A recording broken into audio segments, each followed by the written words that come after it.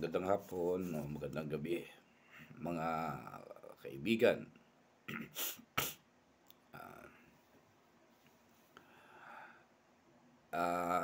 Sinusubaybayan natin yung ating mga vlogger dyan na papahayag, nag-aagawan ng kanilang momentum na kami nauna, nagpahayag sa akin na ganito ang INC ay nagdeklara na ng kanilang formal na pahayag na sila ay tutol sa People Initiative. Hindi naman yun yung issue dyan eh. Hindi naman yun ang pinaka-main topic dyan eh, kung nagpahayag ba o hindi. Kasi before, nung una pa lang, ang INC tutol na dyan eh. Sa tsa-tsa na yan. So, hindi nga pinaano ng INC yan, walang premature pa para magdeklara ng ganyan. At saka wala namang bearing yun yung sabihin mong tutol ka kasi ito, tandaan nyo, mga kaibigan, pansinin nyo lang pansinin nyo lang. Hindi naman tangayang administrasyon ngayon, yung gobyerno ngayon na pinaplano pa lang natin, hindi natin alam kung ano-ano yung ating mga tatamaan. Ang totoo, pinaplano pa lang nila, alam na nila na ang INC tututol dyan. At alam din nila kung ano ang gagawin nila na pwedeng ipalusot. Kumbaga dadaan tayo sa butas ng karayom bago natin maipasay ang tsa-tsa na yan. Kasi ang daming religious organizations, ang magdudugtong-dugtong yan, bubuo persa yan, sasabayan halimbawa ng isang kontrapartido natin, aakla sa gobyerno yan. Or mauuwi sa ganun na sitwasyon. Ang issue dito, no, mga vlogger, no, hindi yung INC tutol. Matagal na yan ay matagal nang alam ng mga miyembro ng INC yan. Hindi lang sila maingay, hindi lang sila bulgar. Kasi hindi naman yun ang issue kung tutol ka eh. Kung tutol ka, kung ipupus namin, anong mangyayari? Yun yung tanong. Halimbawa, nagkaharap tayo, huwag mong babakuran yung harapan ko na yan. Dahil pag binakuran mo yan, magkakalintikan tayo.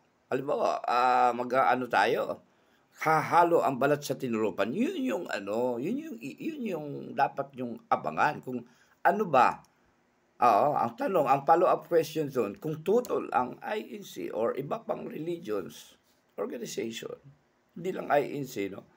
Sa People Initiative na yan, kung ipupus pa rin nila, anong gagawin nyo? Magkakaroon ba ng matinding pagkilos? O yun na. So, meron ng pagkilos, may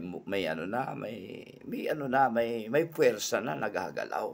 Yun yung may bearing doon.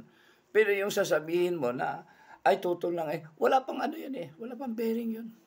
Hindi yun ang pinaka-main issue dyan na dapat mong abakan. Pahayag pa lang yun. Nagkakaanuhan pa lang tayo, kumbaga sa nagkakapurmahan pa lang basta wag yung tutol kami dyan. Ano ngayon kung tutol? Hindi, pag tinuloy nyo yan, yun doon na tayo magkakasubukan. Doon, yun ang pinaka-point natin dyan, no? Mga vloggers, no? Ang tanong dyan, kaya sinusukat siguro, no, ng ANC kung gaano kalawak ang inyong communication dissemination to spread the information sa tao kung sakasakaling magdeklara tayo ng pagkilos. Kasi ang ginagawa ng gobyerno ngayon, sa ngayon na kung marunong ka magbasa sa pangyayari, gapangan ginapang muna, ngayon, pumuputok. Siyempre, alam naman nila pumuputok talaga yan Pero at least nakapag-first move na sila. Ngayon, pagka nakapag-first move na sila, ano ang kahandaan nyo? Anong pwersa ninyo? Gaano kayo kalakas? Yun yung tanong dyan. Sapat ba ang pwersa nyo para ibangga sa napakalakas na incumbent gobyerno sa ngayon?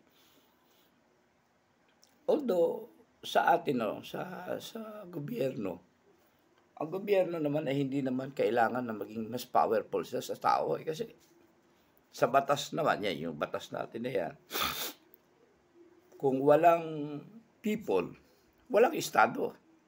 'Pag walang estado, there is no government at all, sinasabi nung ano, walang gobyerno. Eh, pero gobyerno ang ano, gobyerno ang magha-handle, kailangan ang tao susunod sa gobyerno. Pero hindi gano'n, hindi gano'n. Ang tao ang kaya nga sabi nga ni kuwan diyan, eh, ni Noynoy Aquino, 'di ba, naalala niyo? "Kayo ang boss ko." 'Di ba? Kayo kung Pilipino, tao ang boss, people. Oo, kaya ang people ay nakapag-form ng, estado and then yung state is nagkakaroon ng government. Gano'n ang ano diyan. So, tao ang boss. Pero siyempre ipagkakatiwala mo sa gobyerno yung pagma-manage sa inyo, sa estado, sa ano niyo. Ang tanong, ang pagma-manage ba ay kap kampante ba ang tao para isulong yang people initiative o tsa-tsa na yan? Kasi baka lumawak yan, eh. Hindi malinaw diyan, ang ano diyan, malinaw ba kung hanggang saan ba yung kanilang gagawing pagbabago sa saligang batas o baka mamaya, eh, hanggang doon yan. Kaya hindi ano, eh, hindi malinaw, walang malinaw sa Pilipino yung sinusulong nila na yan.